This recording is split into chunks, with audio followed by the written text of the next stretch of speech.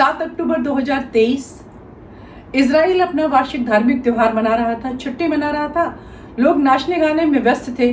ठीक उसी समय फिलिस्तीनी मिलिशिया हमास ने एक भयंकर आतंकवादी हमला इजराइल में किया।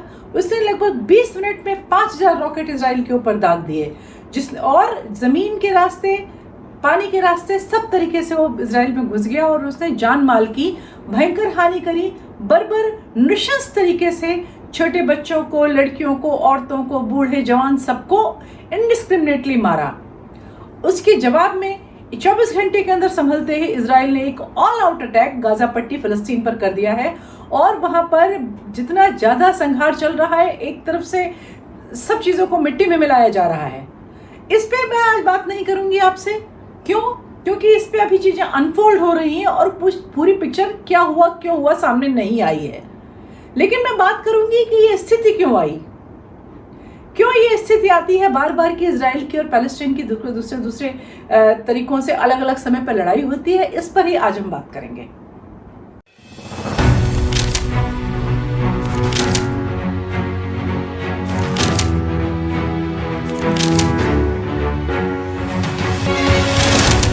नमो नारायण, मैं चित्रा अपने show world of Chitra Awasthi में एक बार फिर आपका स्वागत करती हूँ। जैसा कि हम जानते हैं, इस समय हमास या कहते हैं पैलेस्टाइन और इजराइल के बीच में भयंकर लड़ाई चल रही है। इजराइल की अपने पड़ोसी से लड़ाई, पैलेस्टीन की ओर से उस पर हमला, लड़ाई, अरब कंट्रीज से उसकी लड़ाई कोई नई बात नहीं है, लगातार होती ही रहती है। लेकिन ऐसा क्यों होता है? अगर आप पूरे अरब कंट्रीज को एक फुटबॉल स्टेडियम की तरह देखें तो इजराइल उसके बीच में एक छोटे से सीट के बराबर जगह घेरता है। क्या वजह है कि ये सारे देश इससे लड़ते रहते हैं और उसके बीच में इजराइल सरवाइव करता रहता है? ये स्थिति क्या है, कैसे है, इसके लिए हमको इतिहास में थोड़ा पीछे जाना पड़ेगा। फिलिस्तीन एक ऐसी जगह है जो तीनों अब्राहमिक रिलीजन्स की उद्गम स्थली मानी जाती है। वहां पर तीनों ही इन रिलीजन्स का कोई एक बहुत इंपॉर्टेंट कोई ना कोई प्लेस है, कोई ऐसा पूजा स्थल है जिसकी उनकी बहुत मान्यता है। जुडाइज्म या जो यहूदी धर्म है वो तो शुरू भी वहीं से हुआ। उनके राजा सोलोमन का बनाया हुआ सबसे पुराना मंदिर वहीं है। वो उनकी जगह है जहाँ से वो शुरू हुए, जैसे हम हिंदू लोग भारत से शुरू हुए। इसके बाद जो क्रिश्चियंस हैं, ईसा मसीह का जन्म वहीं पास में बेथलहम में हुआ है। वो जगह जो उनका मंदिर है उससे कुछ किलोमीटर दूर भी नहीं है, बिल्कुल पास में ही है। इसके बाद जो इस्लाम है, मक्का मदीना के बाद उनकी तीसरी सबसे पवित्र जगह वहाँ है, अल-अक्सा मस्जिद है। और वहाँ पर एक चट्टान है जो दबे हुए यहूदी मंदिर के ऊपर थी, जिसके ऊपर से मोहम्मद साहब अपनी सवारी के साथ ऊपर गए थे, जहाँ से उनके ईश्वर ने उनको वो सीख दे के भेजी थी, जिससे बाद उन्होंने नीचे आकर इस्लाम धर्म की स्थापना करी। तो ये एक ऐसी जगह है जो सबके लिए बहुत इंपॉर्टेंट है। और यहूदी यहाँ पे सबसे पहले रहा करते थे। सबसे पहले वहाँ यहूदी ही थे और कोई था ही नहीं उस इलाके में। उनके धर्म ग्रंथों में भी इस जगह का उल्लेख मिलता है। लेकिन जब वो वहाँ पे आराम से रह रहे थे, ईसा के लगभग 70 वर्ष पूर्व, उस समय रोमन एम्पायर ने एक बार उस जगह पर पैलेस्टाइन पे हमला किया और वहाँ पे जीत के काफ़ी विध्वंस किया। और वहाँ से काफ़ी सारे यहूदी इधर उधर जान बचाने के लिए भागे भी थे। समय समय पे वहाँ पे हमले होते रहे और वहाँ पे से माइग्रेशन होता रहा। लेकिन ये नहीं समझना चाहिए कि माइग्रेशन हमेशा हमलों के डर से ही होता है। माइग्रेशन बहुत तरह बातों पे होता है। कभी कभी होता है जान बचाने के लिए होता है, कभी एक ग्रीनर पास्चर की तलाश में, एक उत्तम भविष्य की तलाश में लोग वहां से निकलते हैं कि हम पैसा कमाएंगे। कभी लोग एक्सप्लोर करने के लिए निकलते हैं कि आगे बढ़ें, क्या पता कुछ हमको इससे अच्छा मिले। तो माइग्रेशन की तो बहुत सी वजहें होती हैं और वहां से यहूदियों का माइग्रेशन भी लगातार होता रहा। एक दूसरी चीज जो यहाँ पे ध्यान देने वाली है कि अभी जो ये लोग कहते हैं कि यहूदी वहां पे सेटलर हैं, मतलब फिलिस्तीन में उन्होंने पैलेस्टीनियंस जो हैं, या ये कह लें जो वहाँ मुस्लिम्स हैं, उनकी ज़मीन पर ज़बरदस्ती वो आके बस गए हैं। वो अक्सर ये कहते हैं कि बहुत पहले जब रोमन एम्पायर वहाँ आया था उस समय तो ये निकल कर यहाँ से चले गए थे, लेकिन ऐसा हुआ नहीं था। इतिहास इस बात का गवाह है कि यहूदी वहाँ से कभी भी पूरे के पूरे गायब नहीं हुए। लगातार वो रहते भी रहे, वो आते भी रहे। देखिए, जब कभी भी ऐसा कुछ होता है तो पूरी आबादी गायब नहीं हो जाती है। हो सकता है बहुत से माइग्रेट हो गए हो, बहुत से कन्वर्ट भी हो गए हो, लेकिन ऐसा बहुत कम होता है पूरी आबादी गायब हो जाए। और पहले तो और भी कम होता था। आजकल की तरह नहीं है कि भाई भारत में बहुत सड़कें गंदी हैं तो अब हम ऐसा करते हैं वीज़ा लगवा के ऑस्ट्रेलिया चले जाते हैं, वहीं की रेजिडेंसी ले लेंगे। इतना आसान नहीं होता था निकलना, उखड़ना और बसना। जो आज हम लोग एक ग्लोबल विलेज की तरह दुनिया को देख रहे हैं, तब वो नहीं थी। सबसे बड़ी बात है, कहीं से कहीं जाने के लिए बहुत यात्राएं बड़ी मुश्किल हुआ करती थी। इतनी मुश्किल होती थी कि जानलेवा तक हुआ करती थी। चलिए, वो विषय एक हमने किनारे रखा। अब हम ये बात करते हैं, यहूदी अरब देशों में फैल गए और वहां से आगे यूरोप की ओर बढ़े। इसके बाद क्रिश्चियनिटी आई। अब जो क्रिश्चियनिटी के जो संस्थापक थे, जो ईसा मसीह थे, वो भी एक यहूदी थे और उन्होंने जब यहूदियों के धर्म के अंदर कुछ सुधार करने की कोशिश करी तो कट्टरपंथी जो यहूदी पुजारी थे उनको सूली पर टांग दिया और जिससे उनकी मौत हो गई। इस बात को लेकर क्रिश्चियंस यहूदियों के साथ एक पूरी दुश्मनी मानते हैं, जो कि शायद उस तरह से दिखती नहीं जिस तरीके से मुस्लिम और यहूदियों के बीच की दुश्मनी दिखाई देती है। यहूदियों के लिए क्रिश्चियनिटी और इस्लाम दोनों को मानने के लिए बराबर के दुश्मन हुआ करते थे। जब धीरे धीरे क्रिश्चियनिटी यूरोप में फैल गई, बहुत अच्छी तरह फैल गई, वहां पर उनको अपनी आंखों में यहूदी खटकने लगे। स्थिति यहां तक आ गई कि यहूदियों को मारा जाता था, सरेआम उनका मजाक बनाया जाता था, नाटक ऐसे खेले जाते थे जिसमें उनकी बुराई होती थी। बाद में जब क्रिश्चियंस थोड़े इवॉल्व हुए और उनको लगा कि हमको धर्म के आधार पर यह बात नहीं करनी चाहिए, तब एक नई कहानी शुरू करी गई।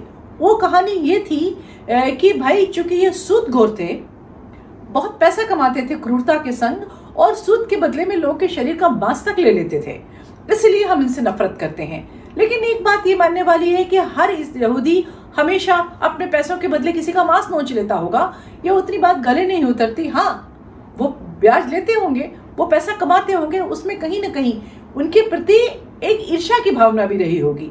मैं कुछ समय पहले मैक्स मुलर की डायरी और उनके कुछ लेटर्स जो उनकी पत्नी ने संपादित किए और पब्लिश हुए, मैं देख रही थी।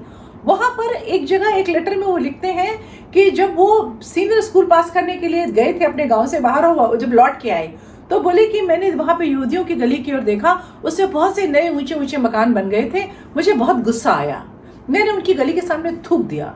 वो इतना ज्यादा पैसा कमा के आगे बढ़ते जा रहे हैं, इससे मुझे बहुत क्रोध है। ये बात मैं कह रही हूँ मैक्स मुलर तो फिर पुरानी बात है। और बात की बात करें, हम मार्क ट्वेन की बात करें तो मार्क ट्वेन ने तो स्पष्ट रूप से लिखा है, शब्द मेरे हैं लेकिन भाव वही है। आप अगर कहीं से इसको कंपेयर करने बैठेंगे तो शब्द ये मेरे हैं। उन्होंने ये लिखा कि ये दुनिया की सबसे होशियार कौम है, अगर ये इकट्ठे होकर एक देश बना के रहने लगे तो इनको कंट्रोल कौन करेगा। इनको एक साथ बैठ के फलने फूलने नहीं दिया जा सकता, क्योंकि तभी हमारे काम के नहीं होंगे। अगर घोड़ा अपनी ताकत जान जाएगा तो आप उस पर सवारी नहीं कर सकेंगे, ऐसा मार्क ट्वेन ने कहा था। मतलब एक naturally across the straight of society लोग यहूदियों को पसंद ज्यादा नहीं करते थे, लेकिन फिर भी यहूदी थे, रह रहे थे।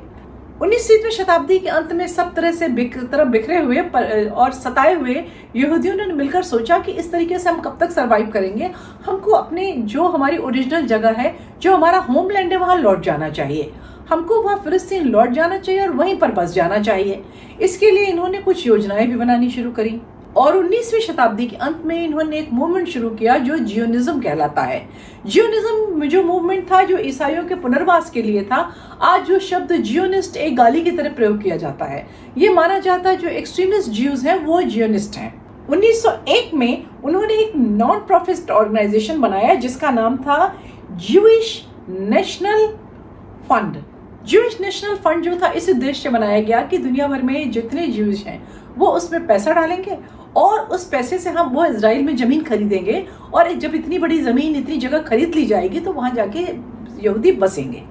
उस समय तक शायद उन्होंने एक देश वहां पे कार्व आउट करने का कोई कंक्रीट प्लान बना रखा था, ऐसा मिलता नहीं है लिखा हुआ। और ज्यूइश नेशनल फंड जो था उसमें जितने पैसे वाले यहूदी थे उन्होंने पैसे डाले, उसने वहां जमीन खरीदनी शुरू कर दी। उसके बाद जो इंडिविजुअल्स थे उन्होंने भी वहां जमीन खरीदनी शुरू करी। अब हर यहूदी के दिमाग में ये बात आ गई कि वहां पर बसना है। छोटे मोटे ऑर्गेनाइजेशन और भी बने जो वहां पर धीरे धीरे जमीन एक्वायर कर रहे थे। तो जो लोग ये कहते हैं ये सेटलर है, इन्होंने आकर कब्जा किया है, ऐसा नहीं है। जो अभी का इजराइल है उसकी जमीन का बहुत बड़ा हिस्सा ऐसे ही खरीदा हुआ हिस्सा है। अब प्रश्न ये जमीन किससे खरीद रहे थे उस समय वहां पर, जो अगर कहें 19th सेंचुरी के एंड और 20th सेंचुरी के शुरू में लगभग 1922 तक वहां पर ऑटोमन संप्रदाय का राज्य था। ऑटोमन उस समय कमजोर होने लगे थे और जो उनके खास खास लोग थे उनको ये दिखने लगा था अभी बहुत दिनों चलने वाला नहीं है। तो नेचुरली ऐसी स्थिति में उनको लग रहा था कि जो अचल संपत्ति होती है, कोई नया विजेता आएगा, इसमें हमको क्या हाथ आएगा और क्या नहीं आएगा, तो उस सबको बेच के वो कैश लेकर किनारे होना चाहते थे। इधर यहूदी चाहते थे कि वो कैश देकर जमीन ले लें। तो ये जो दोनों की आवश्यकता एक दूसरे से पूरी हो रही थी। तो ऑटोमन संप्रदाय के टाइम पे इन्होंने बहुत बड़ी संख्या में उनके जो अमीर कहलाते हैं, जो उनके क्या चाहिए बड़े बड़े दरबारी होते थे, उनके जो जमींदार होते थे, उनसे उन्होंने काफ़ी ज़मीन इजराइल में खरीदी। इसके बाद जब 1921 या 22 में ऑटोमन खत्म हुआ ऑफिशियली और उनकी जगह अंग्रेज बहादुर ब्रिटेन आ गया। ब्रिटेन से भी इन्होंने ज़मीन खरीदनी शुरू कर दी और धीरे धीरे ये वहाँ जाने लगे। जब ये धीरे धीरे वहाँ जाने लगे तो जो अरब्स थे उनको इसमें दिक्कत आई। उन्होंने कहा उनसे, ब्रिटिशर्स थे, कि भाई इस तरीके से इतने ओवरवेलमिंग संख्या में आ रहे हैं, इससे हम इनसिक्योर फील कर रहे हैं, इस पर आप रोक लगाइए। दबाव में न तो इन्होंने पूरी तरह रोका और न तो उन्होंने उनसे ये कहा कि नहीं हमारी मर्जी से ये आ रहे हैं। उन्होंने एक ऐसा बीच का रास्ता बनाया जो कि हमेशा के लिए कुछ डिस्प्यूट खड़ा करे। कोई भी समस्या सुलझाने में अंग्रेज को अपनी कॉलोनीज में कोई इंटरेस्ट नहीं होता था। उन्होंने क्या किया कि एक ऐसा बनाया, एक्ट लाए, जिसके हिसाब से कितनी आप ज़मीन खरीद सकते हो उस पर सीलिंग लगा दी, उसकी मतलब कितनी ज़मीन आप मात्रा में खरीद सकते हैं। यहूदियों ने क्या किया, कुछ और बॉडीज बनाई, कुछ इंडिविजुअल खरीदने लगे और उनका ज़मीन खरीदना चलता रहा। 1917 में बेलफोर डिक्लेरेशन ब्रिटेन की ओर से आया। बेलफोर डिक्लेरेशन में ये आश्वासन था या ये डिक्लेरेशन था कि ब्रिटेन यहूदियों को एक अलग देश दिलाने के लिए कटिबद्ध है। एक तरफ तो वो ये कटिबद्ध था उनको उनके होमलैंड में बसाने के लिए, दूसरी ओर वो कह रहा था तुम जमीन भी ना लो, हमेशा की तरह गोल गोल बातें। इसके बाद फिर क्या हुआ, इसके बाद यूरोप में, जर्मनी में हिटलर का उदय हुआ और नाजी सेना, नाजी सरकार बनी और हिटलर के लिए एक सबसे बड़ा जो एक टास्क था जो वो पूरा करना चाहता था वो ये था कि धरती पर से यहूदियों को समाप्त कर देना। इसके लिए वो जो उसके मित्र देश है उनके संग मिलकर उसने एक बहुत बड़ा मूवमेंट चलाया जिसमें यहूदियों को पहचान कर और उनको मारने का, मतलब कंसंट्रेशन कैंप में रखते थे, उनके ऊपर मेडिकल एक्सपेरिमेंट करते थे और उसके बाद उनको गैस चैम्बर में डाल देते थे। होलोकॉस्ट की कहानी, इसके बारे में मैं अपने जो मेरा वीडियो मोसाद के ऊपर है उसको आप देखिएगा, बहुत डिटेल में बात की है। होलोकॉस्ट चल रहा था लेकिन सभी यूरोपियन देश उसमें शामिल नहीं थे। वो जो शामिल नहीं थे वो इसलिए शामिल नहीं थे कि वो यहूदियों के बहुत पक्ष में थे, बल्कि वो इसलिए था कि जर्मनी और जो उसके मित्र देश करेंगे वो हमको नहीं करना है। लेकिन वो एक तरीके से यहूदियों के हित में ही हुआ कि उनको वहां से भागने के लिए एक रिस्पाइट मिल गया, छुप के निकले और बहुत से यहूदी बचे भी। इसके बाद सेकेंड वर्ल्ड वॉर शुरू हो गया। इंग्लैंड और यूएसए और जो उनके मित्र देश थे जो हिटलर और उसकी सेनाओं के खिलाफ थे, यहूदियों ने उनकी सहायता करी, पैसों से सहायता करी और तरीके से भी सहायता करी। वर्ल्ड वॉर खत्म हुआ और मित्र देश अमेरिका, इंग्लैंड और उनके साथ के जो लोग थे वो विजेता के रूप में सामने आए। यहूदियों ने उनसे कहा ये हमने आपके लिए कहा, अब आपकी पेबैक की बारी है, अब आप हमारे लिए क्या करेंगे। अब जब हम इस प्रश्न पे आते हैं कि इन लोगों ने क्या किया इस यहूदियों के लिए, तो इसमें हमें कुछ और चीजें देखने की जरूरत है। अभी रिसेंटली मैं एक लेक्चर सुन रही थी प्रोफेसर नोम चॉम्स्की का। वो अमेरिका के एक प्रोफेसर हैं जो इस तरह के जो इंटरनेशनल पॉलिटिक्स और उसके सोशल पॉलिटिकल जो आउटकम्स हैं उसके एक्सपर्ट माने जाते हैं। उन्होंने ये कहा कि ये जो घटना घटी कि इजराइल बनाकर दिया गया और उसमें यहूदियों को बसाया गया, ये यहूदियों के संग इतना बुरा हुआ जितना बुरा हो सकता था। अब इसमें भी एग्जैक्ट शब्द प्रोफेसर साहब के नहीं है, पर बात का जो जिस्ट है मैं वो आपको बता रही हूँ।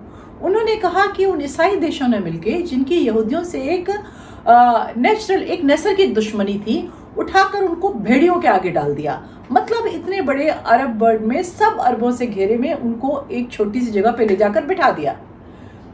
वो प्रोफेसर साहब आगे कहते हैं कि उस समय इंग्लैंड में और अमेरिका में बहुत से ऐसे जो बड़े बड़े लोग थे, बड़ी बड़ी जगहों पे बैठे, वो बड़े कट्टरपंथी क्रिश्चियंस थे और ये वो लोग बाइबल पे बहुत ज़्यादा भरोसा करते थे, ऑर्थोडॉक्स थे।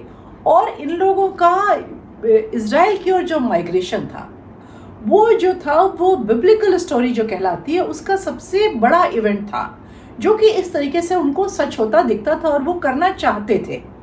इसके अलावा इजराइल को वहाँ ले जाकर पटक देने की एक और वजह थी कि इनको लगता था कि एक ये जगह वहाँ रहेगी जो हमारे कब्जे में रहेंगे, ये इस तरीके से हम पूरे अरब वर्ल्ड पर निगरानी कर रखेंगे। जिस तरीके से उन्होंने अरब वर्ल्ड के दूसरे छोर पर पाकिस्तान को बनाया और पाकिस्तान को इस्तेमाल करना चाहते थे भारत और खाड़ी देशों पर निगरानी रखने और एक चेकमेट देते रहने के लिए उसको इस्तेमाल करना चाहते थे। ये तो प्रोफेसर नोम चॉम्स्की ने 2 बातें बताई। अब हम वापस आते हैं कि ये देश किस तरीके से इजराइल को वहां पर बसाने की सोच रहे थे। विश्व युद्ध समाप्त होने के ठीक बाद यूएन का गठन हुआ और यूएन को जो पहला टास्क मिला वो टास्क यही था कि यहूदियों के लिए एक देश बनाने के लिए क्या किया जाए। अब जैसे आपको सबको पता है कि यूएन शुरू से यूएन मतलब यूएस, यूएस मतलब यूएन। तो जो यूएस और उनके मित्र देशों ने मिलकर, जिसमें उस समय कनाडा, ऑस्ट्रेलिया, इंग्लैंड और अमेरिका, ये जो 4 देश थे, प्रोफेसर नोम चॉम्स्की के हिसाब से जिनके हु एंड हुज जो थे वो बहुत कट्टर थे, ऐसा सोचा गया कि फिलिस्तीन में जाकर यहूदियों को इजराइल में बसा दिया जाए। लेकिन कमाल की बात यह है कि जो इंग्लैंड 1921 में हलफ उठा के कहता है कि हम इजराइलियों को अलग देश देंगे, यूएन की उस मीटिंग में शामिल ही नहीं होता है जिसमें यह फैसला होना था और वोटिंग होनी थी कि यहूदियों को अलग देश दिया जाए। और इसमें एक बड़ी इंटरेस्टिंग बात है कि हम लोग हमेशा सुनते हैं कि दुनिया में एक देश है पाकिस्तान जिसने आज तक इजराइल को मान्यता नहीं दी है। ये गलत सुनते हैं। 2 देश ऐसे हैं जिन्होंने आज तक इजराइल को मान्यता नहीं दी है। क्या आप जानते हैं दूसरा देश कौन है? दूसरा देश वेटिकन है। जी हाँ, वेटिकन एक सिटी भी है और एक देश भी है जिसको कि हेड पोप करते हैं। तो पोप महाशय ने आज तक इजराइल को एक देश के तौर पर मान्यता नहीं दी है, क्योंकि जिस तरीके से पाकिस्तान कहता है कि हम इसको तस्लीम ही नहीं करेंगे, हम ये चाहते ही नहीं है दुनिया में रहें, वैसे ही किसी लेवल पर ईसाई ये चाहते ही नहीं है कि वो दुनिया में रहे, इसलिए आज तक उसको मान्यता नहीं दी है। अब इजराइल को वहां ले जाकर बसाना, ऐसा नहीं है कि यहूदी नहीं समझ रहे होंगे, यहूदी समझ रहे होंगे, लेकिन उनके पास कोई दूसरा रास्ता नहीं था। कायदा तो ये था कि यूरोप में उनको प्रोसिक्यूट किया गया है, वहीं उनके लिए एक जगह कार्व आउट की जाती, लेकिन ऐसा नहीं हुआ। और मरता ना क्या न करता, यहूदियों ने जैसे जिंदा मक्खी देख के निकली जाती है इस चीज को स्वीकार किया और वहां जाकर रहने को तैयार हुए। अब भाई वहां पर कहाँ रहा जाए? पूरा फिलिस्तीन तो दिया नहीं जा सकता क्योंकि वहां और लोग पहले से रह रहे थे। तो बिल्कुल उस तरीके से जो अंग्रेजों का सिग्नेचर स्टाइल होता है कि जहां से निकलो वहां बंटवारा करो, वो चाहे जर्मनी हो, चाहे कोरिया हो, चाहे भारत हो और चाहे फिलिस्तीन हो, और बंटवारा करो तो ऐसा करो कि जब वहां से निकल आओ तो दोनों जिनके बीच में आपने बंदर बांट करी है कभी चैन से न रह पाए और उन्हें पकड़ पकड़ के अपनी पंचायत के लिए बुलाएं। तो उसी तरीके से अगर आपने देखा हो तो फिलिस्तीन एक लंबी पतली जगह है समंदर के बीच में। ऑफ कोर्स वो लैंडलॉक 3 तरफ से तो है, लेकिन 2 तरफ के समंदर है, और वो जो लंबी पतली जगह है उसके बीच में उन्होंने इजराइल को इस तरह से कार्व आउट किया जैसे एक खंजर म्यान के बीच में होती है। मतलब इजराइल में सब तरफ से सिवाय एक समुद्र के को छोड़ के सब तरफ से वो घिरा हुआ अरबों से। इस तरह का बंटवारा करने का क्या मकसद था ये तो बता सकते हैं बंटवारा करने वाले ही, लेकिन स्थिति ये हो गई कि इजराइल एक ऐसा देश है जहाँ केवल सीमा ही सीमा है। मतलब सीमा खत्म होती है, सीमा शुरू होती है, बीच में कोई सुरक्षित जगह है ही नहीं। जैसे भारत में जब चीन ने आक्रमण किया और चाचा नेहरू ने कह दिया कोई बात नहीं है, उसको अक्साई चीन ले जाने दो, वहां तो एक घास का तिनका भी नहीं उगता, अक्साई चीन तक चीन आ गया। फिर भी भारत इतना बड़ा है कि एक धक्के में भारत को खत्म कर देना चीन के लिए भी संभव नहीं है, पाकिस्तान के लिए भी संभव नहीं है। लेकिन इजराइल तो इतना पतला, उसका जो बनावट है इतनी पतली है कि आप एक तरफ से अगर मारे फिलिस्तीन तो रॉकेट दूसरी तरफ जाके गिरेगा। तो कुछ हिस्से तो इतने पास हैं उनके गाजा पट्टी के कि 3 सेकंड के अंदर वहां से चलने वाला रॉकेट या मिसाइल जाके गिर सकती है इजराइल के अंदर। तो इस तरीके से एक ऐसा उनको देश मिला जिसमें सतत सुरक्षा के लिए खतरा था, जिसमें उनको जब से उनका जन्म हुआ इजराइल का तब से लेके आज तक लगातार वो हाई अलर्ट में ही रहते हैं। सुनने में ऐसा आता है जो लोग वहां जाके रह कर आते हैं वो बताते हैं कि गाहे बगाहे सायरन बजना और आप जाके सुरक्षित जगह बंकर में बैठ जाएं, वहां के लोगों के जीवन का एक हिस्सा हो चुका है। लेकिन किसी भी देश में किसी भी जगह लोगों को लगातार ऐसे खतरे में जीना नहीं चाहिए, ये उनके साथ फेयर नहीं है। बट हम सब जानते हैं कि दुनिया ही फेयर नहीं है और ज्यादातर चीजें यहाँ फेयर नहीं ही होती हैं। इस तरीके से इजराइल रह रहा। और इजराइल के इंसेप्शन के साल भर के अंदर जो अरब लीग कहलाती थी, जिसमें 5 अरब कंट्रीज थे, उन्होंने मिलकर इजराइल पर हमला कर दिया। अब आप सोचेंगे, इंग्लैंड, यूएस, इन्होंने मिलकर इजराइल को बनाया, यूएन था, यूएसए था, सब मिलकर दौड़ के इजराइल की सहायता करने आए होंगे। जी नहीं, कोई नहीं आया था। इंग्लैंड को तो इजराइल से ऐसी नफरत थी कि उनका जो विदेश मंत्री अर्नेस्ट वेविन था, उसने तो अपनी ओर से अड़चनें ये लगाई थी कि जो यहूदी लौट के इजराइल की ओर जा रहे थे, उसने साइप्रस में उनको कंसंट्रेशन कैंप में भी बंद कर दिया था। ऐसा अमेरिका, ऐसा इंग्लैंड, ऐसा यूएन, क्या आपको लगता है कि सहायता करने आए होंगे? कोई इजराइल की सहायता करने नहीं आया। उल्टे इंग्लैंड ने हथियार और बेस प्रदान किया उन देशों को जो इनके ऊपर हमला कर रहे थे। अब आप सोचो, उसके बाद इजराइल सर्वाइव कैसे किया? तो सर्वाइव इजराइल ऐसे किया कि जो सब तरफ इजरायली बिजनेसमैन फैले थे, उन्होंने अपने पर्सनल पैसों से रशिया से हथियार खरीदे और चेकोस्लोवाकिया के थ्रू वो हथियार इजराइल को दिलवाए, जिसके बाद इजराइल ने उनकी ऐसी पिटाई करी कि कुछ साल तो उनकी आवाज ही नहीं निकली, वो चुप होकर बैठ गए। अब देखिए, एक जो माइथोलॉजिकल कारण होते हैं जो और जो थियोलॉजिकल कारण होते हैं, वो अपनी जगह होते हैं, लेकिन अमेरिका जैसे जो बड़े देश होते हैं, उनके लिए और भी चीजें होती हैं जिसको वो देखेंगे। इंग्लैंड को उन्होंने वहां रख तो दिया था, पर उनको उसका पूरा माइलेज भी लेना था। प्रोफेसर चॉम्स्की ने ये बताया अपने लेक्चर में कि जिस समय इसका सब प्रोसेस चल रहा था इजराइल का, कि इजराइल का क्या होना चाहिए, उसके संग कैसे संबंध होने चाहिए, तो एक समय अमेरिका का होम डिपार्टमेंट और पेंटागन आमने सामने खड़े हो गए। होम डिपार्टमेंट कह रहा था कि इसमें हमको ज़्यादा दखल नहीं देना चाहिए, रिफ्यूजी प्रॉब्लम, ये वो 50 बातें बता रहा था। लेकिन पेंटागन के लोग जो थे, वो कह रहे थे नहीं, अगर हम वहाँ पे इजराइल को अपने एक एसेट की तरह डेवलप करेंगे तो हमको अरब मुल्क को संभालने पकड़ने में बहुत आसानी होगी। और सच्ची भी हुआ कि इसके बाद 1958 के आसपास बहुत वहाँ पर समस्या हुई, तो अमेरिका का इजराइल ने बहुत साथ दिया। बदले में इजराइल को अमेरिका ने भी बहुत कुछ दिया, अमेरिका ने अपना वहाँ बेस बना लिया। इसके बाद उसके 10 साल बाद जब 1969 में अरब में सेक्युलर अरब नेशनलिज्म की बाढ़ आई, मतलब अरब जो थे थोड़े सेक्युलर होने लगे, नेशनलिस्ट होने लगे, और आपस में एक अरब एक नेशन की तरह ऐसा लगा उभरेगा और एक बहुत बड़ी शक्ति बनेगा। अमेरिका बहादुर को तो ये बात कभी नहीं पसंद आती है कि लोग इकट्ठे हों, लोग ताकत बने और लोग एक अमेरिका के लिए चुनौती बन के खड़े हो जाएं। अब अगला चुनौती बनने की सोचे या ना सोचे, पर अमेरिका ये मान के चलता है कि ये तो चुनौती हमें ही देने वाला है। तो इन्होंने इजराइल की मदद से वहाँ पर जो रेडिकल एलिमेंट्स थे, उनको उन्होंने खड़ा किया और उनको उनके ऊपर हावी कर दिया। और वो जो सन 69 में चीज़ हुई, आज इतने सालों बाद दोबारा कोई एक कंट्री, सऊदी अरब, और ये दोबारा कोशिश कर रहे हैं उस चीज़ को रिवाइव करने के लिए, लेकिन उस समय इजराइल की सहायता से उसको अच्छी तरीके से अमेरिका ने अपने हिसाब से घुमा लिया। और उस समय से जो अमेरिका और इजराइल का रोमांस चला, वो आज तक चला आ रहा है।